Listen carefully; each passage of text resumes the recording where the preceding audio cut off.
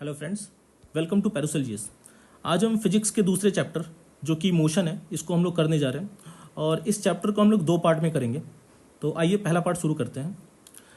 Motion क्या है? अगर कोई ऑब्जेक्ट का पोजीशन किसी टाइम के रिस्पेक्ट में चेंज हो रहा है, ठीक है, तो उसको हम लोग मोशन कहेंगे। जैसे कि अगर कोई कार अगर रोड पे चल रही है तो वो मोशन में है, या फिर पानी अगर रिवर पर फ्लो कर रहा है तो वो भी मोशन में है।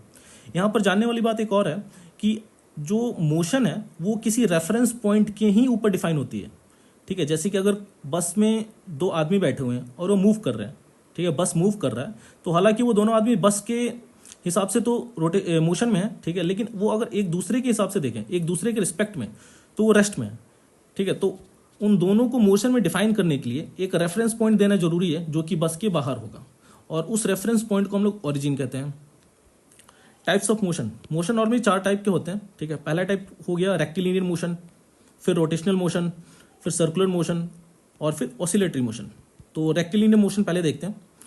रेक्टिलिनियर मोशन क्या होता है कि अगर कोई ऑब्जेक्ट स्ट्रेट लाइन में मूव कर रहा है, ठीक है, तो उसको हम लोग रेक्टिलिनियर मोशन कहेंगे। जैसे कि अगर कोई एथलीट ट्रैक पर दौड़ रहा है तो वो रेक्टिलिनियर मोशन फॉलो कर रहा है। रोटेशनल मोशन क्या है कि अगर कोई ऑब्जेक्ट रोटेट कर रहा है अपने एक्सिस पे, ठीक है, ध्यान रखिएगा, अपने एक्सिस पे, जैसे कि अर्थ जो है वो अपने एक्सिस पे रोटेट कर रहा है तो वो रोटेशनल मोशन हो गया। अगर वहीं पे किसी दूसरे एक्सिस पे जो कि बॉडी के बाहर हो, अगर कोई बॉडी सर्कुलर पाथ फॉलो करता है तो उसको हम लोग सर्कुलर मोशन कहते हैं। जैसे कि वही अर्थ अगर सन के अराउंड वो रोटेट करता है तो वो हम लोग सर्कुलर मोशन उसको कहेंगे, क्योंकि उसका जो एक्सिस है वो बॉडी के बाहर है, सन के ऊपर है एक्सिस, और सर्कुलर पाथ फॉलो कर रहा है सन के अराउंड, ठीक है, तो उसको हम लोग सर्कुलर मोशन कहेंगे।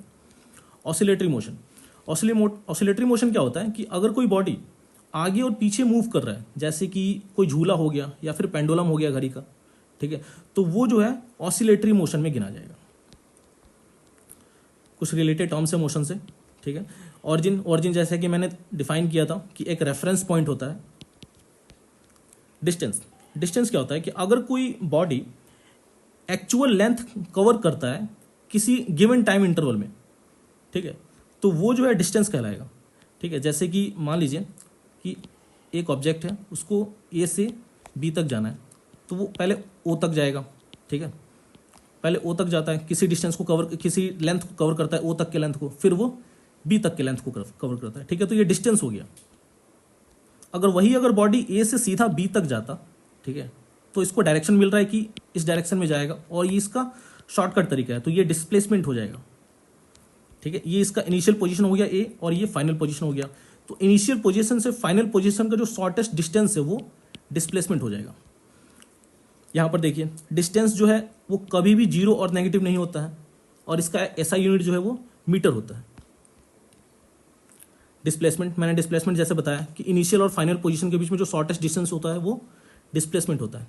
यहां पर इन दोनों में डिफरेंस दिया हुआ है कि डिस्प्लेसमेंट और डिस्टेंस में डिफरेंस क्या होता है, ठीक है।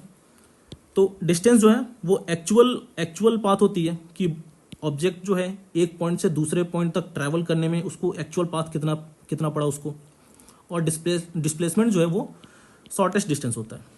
डिस्टेंस जो है स्केलर क्वांटिटी होता है। स्केलर क्वांटिटी का मतलब है उसका सिर्फ मैग्नीट्यूड होता है, कोई डायरेक्शन नहीं होता है, ठीक है। जैसे कि ऑब्जेक्ट जो है अगर उसको ए से बी तक जाना है तो जरूरी नहीं है कि वो यही एक पाथ फॉलो करे, ठीक है, हो सकता है कि यहां से भी चले जाए, वो यहां से भी चले जाए, ठीक है, तो उसका जो है एक डेफिनेट पाथ नहीं है, ठीक है। वहीं पर अगर डिस्प्लेसमेंट देखा जाए, अगर उसको ए से बी तक जाना है, ठीक है, तो उसका एक पर्टिकुलर पाथ है, पर्टिकुलर डायरेक्शन है कि वो इसी डायरेक्शन में ही जाएगा, ठीक है। Uniform motion and non uniform motion, यहां पर देखते हैं यूनिफॉर्म मोशन क्या होता है। जैसे कि अगर मान लीजिए कोई ऑब्जेक्ट जो है एक इक्वल डिस्टेंस ट्रैवल करती है एक इक्वल टाइम इंटरवल में, कहने का मतलब ये है कि अगर कोई बॉडी एक घंटे में 60 किलोमीटर चल रही है, ठीक है, और दूसरे घंटे में भी 60 किलोमीटर चल रही है, और तीसरे घंटे में भी 60 किलोमीटर चल रही है, मतलब हर एक घंटे वो 60 किलोमीटर ट्रैवल कर रही है, ठीक है, तो ये एक यूनिफॉर्म मोशन कहलाएगा। अगर वहीं पर वही बॉडी अगर पहले घंटे में मान लीजिए 60 किलोमीटर ट्रैवल कर रही है, और दूसरे घंटे में 35 किलोमीटर ट्रैवल कर रही है, फिर तीसरे घंटे में मान लीजिए 65 किलोमीटर ट्रैवल कर रही है, तो ये नॉन यूनिफॉर्म हो जाएगा, ठीक, क्योंकि अनइक्वल डिस्टेंस ट्रैवल कर रही है इक्वल टाइम इंटरवल में।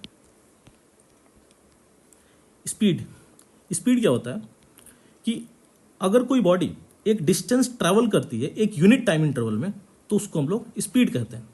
ठीक है, इसका ऐसा यूनिट मीटर पर सेकेंड होता है और ये हमेशा पॉजिटिव होता है। ये स्पीड का ये फॉर्मूला है, distance upon time. Types of speed, speed कितने टाइप्स के होते हैं? तो स्पीड 4 टाइप्स के होते हैं। यूनिफॉर्म स्पीड, यूनिफॉर्म स्पीड क्या होता है?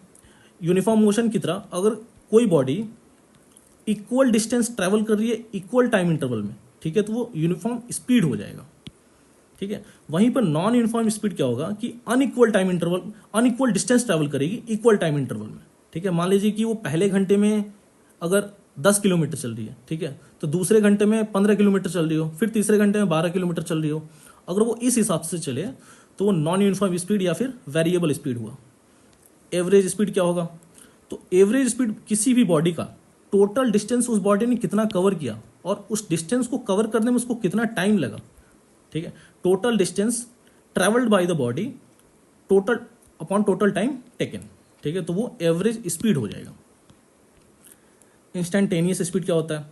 तो किसी बॉडी का अगर कोई बॉडी मोशन में या फिर स्पीड में अगर कोई बॉडी ट्रैवल कर रहा है, ठीक है, तो उस बॉडी का एक पर्टिकुलर इंस्टेंट पे एक पर्टिकुलर टाइम पे उसका कितना स्पीड है, ठीक है, अगर वो पता चले तो वो इंस्टेंटेनियस स्पीड हो जाएगा।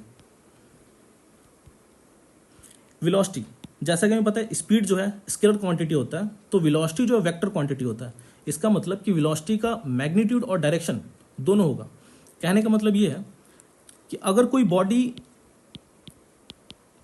ए से बी ट्रैवल कर रहा है, ठीक है, और मान लीजिए 40 किलोमीटर पर आवर के हिसाब से ट्रैवल कर रहा है, तो ये स्पीड हो गया। लेकिन वही बॉडी को अगर बताया जाए कि ईस्ट में ट्रैवल करना है 40 किलोमीटर पर आवर के हिसाब से, तो वो जो है उसका वेलोसिटी हो जाएगा। तो उसको डिफाइन कैसे करेंगे? Distance travelled bye an object in a particular direction. ठीक है, एक पर्टिकुलर डायरेक्शन में किसी बॉडी का डिस्टेंस या फिर डिस्प्लेसमेंट दोनों अगर देखा जाए तो वो वेलोसिटी होगा। इसका फॉर्मूला क्या होता है? Displacement upon time. इसका यूनिट जो है मीटर पर सेकेंड होता है और ये वेक्टर क्वांटिटी होता है, मतलब इसका डायरेक्शन और मैग्नीट्यूड दोनों होता है। जिस तरीके से स्पीड 4 टाइप के थे उसी तरीके से वेलोसिटी भी 4 टाइप के हो जाएंगे। Uniform velocity, non uniform velocity, average velocity और इंस्टेंटेनियस वेलोसिटी। हालांकि सारे सेम है, सिर्फ डिस्टेंस जो है डिस्टेंस की जगह डिस्प्लेसमेंट आ जाएगा, बाकी जो कंसेप्ट है सब में सेम लगेगा। जैसे कि अगर कोई बॉडी यूनिफॉर्म वेलोसिटी को डिफाइन करें तो अगर कोई बॉडी इक्वल डिस्टेंस ट्रैवल करती है इक्वल टाइम इंटरवल में तो वो यूनिफॉर्म वेलोसिटी हो जाएगी। अगर वहीं पे अनइक्वल डिस्प्लेसमेंट ट्रैवल करती है तो वो नॉन यूनिफॉर्म वेलोसिटी हो जाएगी। एवरेज वेलोसिटी क्या होगी?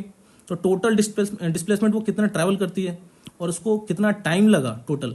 ठीक है, अगर उन दोनों को डिवाइड करें तो वो एवरेज वेलोसिटी हो जाएगी। एवरेज वेलोसिटी का एक और फॉर्मूला होता है जो कि है initial velocity plus final velocity upon 2। मतलब कि बॉडी का जो इनिशियली कितना वेलोसिटी था और बॉडी का फाइनल वेलोसिटी कितना है, उन दोनों को जोड़कर अगर 2 से डिवाइड करें तो एवरेज वेलोसिटी निकलेगा। इंस्टेंटेनियस वेलोसिटी क्या होता है कि अगर किसी बॉडी का एक पर्टिकुलर मोमेंट पे पर्टिकुलर टाइम पे कितना उसका वेलोसिटी अगर वो पता चले तो वो इंस्टेंटेनियस वेलोसिटी होता है। इस टेबल में एवरेज वेलोसिटी और एवरेज स्पीड का डिफरेंस दे रखा है। ठीक है, एवरेज स्पीड क्या होता है कि average speed is the ratio of the total distance travelled by the total time taken. मतलब कि टोटल डिस्टेंस कितना डिस्टेंस ट्रैवल किया हो उसके अगर टोटल टाइम से डिवाइड करें तो वो एवरेज स्पीड हो जाएगा। उसी हिसाब से टोटल डिस्प्लेसमेंट को अगर टोटल टाइम से डिवाइड करें तो वो टोटल एवरेज वेलोसिटी हो जाएगा। एवरेज वेलोसिटी जो है वो कभी भी जीरो नहीं होता है। ठीक है, लेकिन एवरेज स्पीड जो है कभी भी जीरो नहीं होता, लेकिन एवरेज वेलोसिटी जो है वो जीरो हो सकता है। ये कुछ PYQs हैं, इसको हम लोग देखते हैं। Which of the following is the vector quantity? इनमें वेक्टर क्वांटिटी कौन सा है? तो टाइम नहीं होगा, स्पीड भी नहीं होगा क्योंकि स्पीड स्केलर है। डिस्प्लेसमेंट एक वेक्टर क्वांटिटी है, तो इसका आंसर डिस्प्लेसमेंट हो जाएगा। Which one of the following is scalar quantity? इनमें स्केलर क्वांटिटी कौन सा है? फोर्स को हम लोग आने वाले लेक्चर्स में करेंगे। फोर्स वेक्टर क्वांटिटी नहीं है, सॉरी, फोर्स स्केलर क्वांटिटी नहीं है। ठीक है, प्रेशर जो है वो स्केलर क्वांटिटी है। ठीक है, वेलोसिटी वेक्टर क्वांटिटी है, एक्सेलरेशन भी वेक्टर क्वांटिटी है, तो यहां पर आंसर क्या हो जाएगा? प्रेशर। तो आज के लिए इतना ही। आने वाले लेक्चर्स में धीरे धीरे सारे टॉपिक्स कवर किए जाएंगे। Thank you.